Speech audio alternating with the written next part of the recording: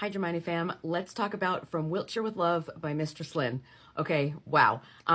Considering how impactful her short fic Blackmailed was on me last year, it is kind of crazy that I've gone this long without reading another one of her fics. If you like Morally Grey, Death Eater Draco, he's kinda here.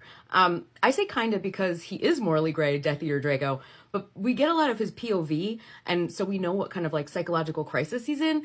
It was actually so beautifully done. His mental health throughout is really beautifully explored, but he is morally gray, Death Eater Draco. So if you like that one, this is a good one.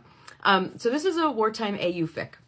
It's AU because instead of going on the long camp out Horcrux hunt, Hermione takes a leadership role with the Order. After the flight of the Seven Potters and the loss of Mad-Eye Moody, Hermione is pissed, and she sees a real lack of strategy or long-term thinking from the Order leaders, which include Remus, Tonks, Kingsley, and Minerva.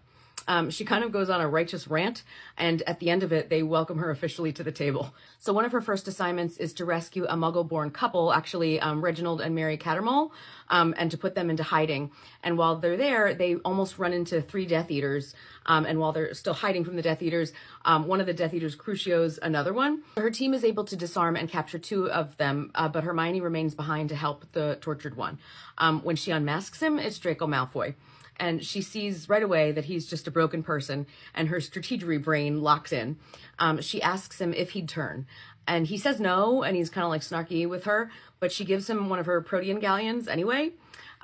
But fueled by his hatred towards some of the other, Death Eaters, he begins sending her cryptic messages, hoping that his captured people will suffer at the Order's hands.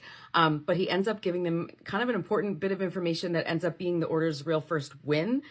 So Hermione starts to push for more and is trying to convince him to officially be a spy.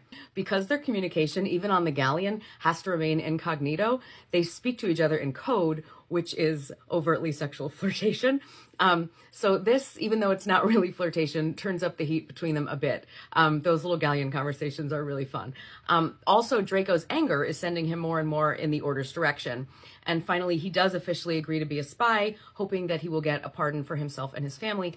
And he starts by giving the Order plans of the inner circle members' manners so that they can be like picked off and captured one by one. But things are complicated because Lucius has also decided to bring Draco more into the fold of the inner circle and has him doing kind of despicable things to increase, their value, the Malfoy's value to Voldemort in an effort to save him, not because Lucius is inherently evil. Lucius is kind of interesting in this fic.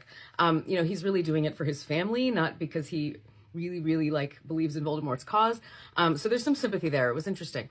But because of this, Draco's psyche is literally being torn asunder because he's having to do like really bad things to prove himself, but he also is like trying to join the side of good. So as things become more real and horrific to him, he finds comfort in Hermione's presence and in her Muggle home, which is their meeting place. They have very meaningful conversations. He reads her books. He listens to her music. They go to see Star Wars together, which was so cute. And by the way, this author made eating popcorn like seriously so sexy. And Draco falls pretty hard for her. She is trying to keep him at arm's length because she's his handler, and Tonks has threatened to replace her if she can't stay objective. So it's not really like idiocy with these two. It is a slow burn, but they have to kind of like stay objective, but they don't stay objective. And soon they give in. Quite hotly, I might add. This fic is spicy, not smut with a side of plot. The plot here is king, but there is no lack of good spice. As a warning, though, some of the encounters get rather dark. I'm pretty hard to ruffle, but there were 1 or 2 scenes that made me like a little uncomfortable. So if that's a trigger for you, I'd either skip those sections or maybe find a different fic altogether. This is a dark, traumatized Draco, and those things manifest in the bedroom for sure. So just know that going in. Anyway, I won't say more about the plot, only that the fic then essentially goes into a Book 7 rewrite, ending with the Battle of Hogwarts AU edition. There are very gutting moments. There are triumphant moments. It had me sobbing. It also had me punching the air. You will feel all the feels. One thing I also loved about this fic was the Bamfs. If you not only like Bamf Hermione, but a lot of Bamf women in your fic, this one has them. Seriously, this fic was rah-rah woman.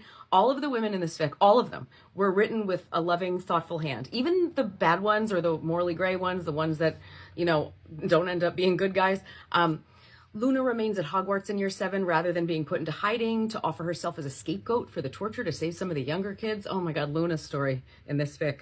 Oof.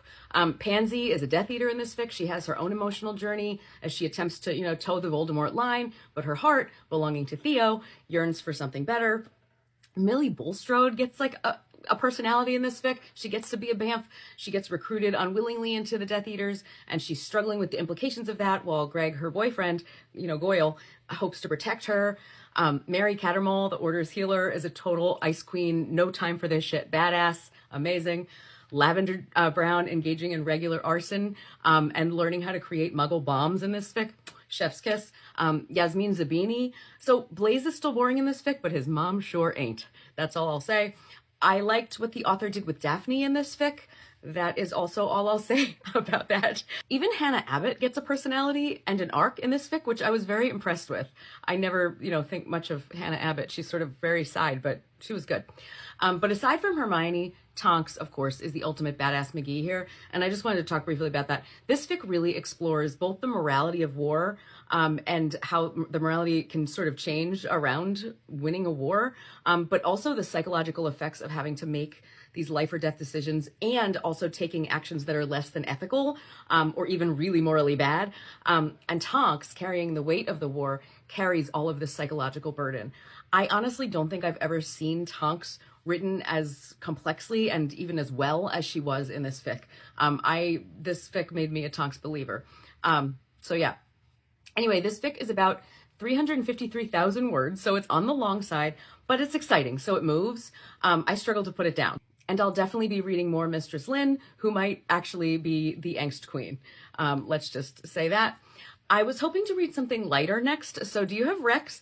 Maybe something more along the lines of probabilities or meet your match. I feel like I need something a little fluffy. It doesn't have to be completely fluffy, but maybe something more adult when they're like older and being idiots. I don't know. Or else I just might bite the bullet and start Love in the Time of the Zombie Apocalypse. Anyway, I'll see you next time. Bye.